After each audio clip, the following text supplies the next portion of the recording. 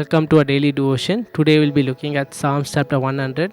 So turn to your Bibles, either physical or digital, whichever's to your comfort, and let's get into it. First, we'll look at a brief overview of the psalm before taking a small point of reflection. So, in this psalm, this is a psalm of worship. So, in verses 1 and 2, we can see that the Israelites are again making an exhortation or a call for all the earth to make a joyful noise and to serve the Lord.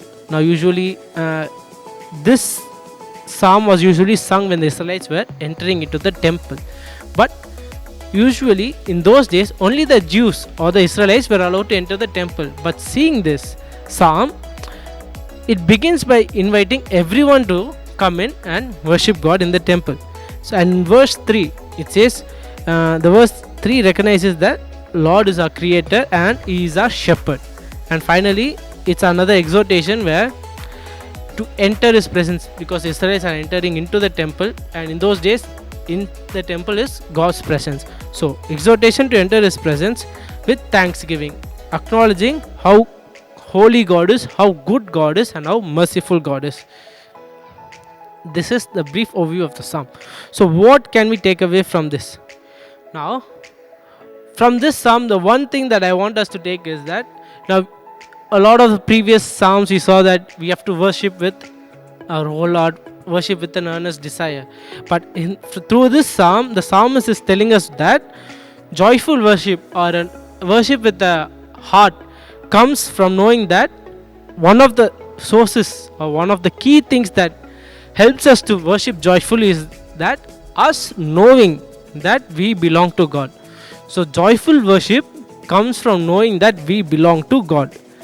So this is the main thing that I want us to take away. So there will be times where you feel like in your worship as well that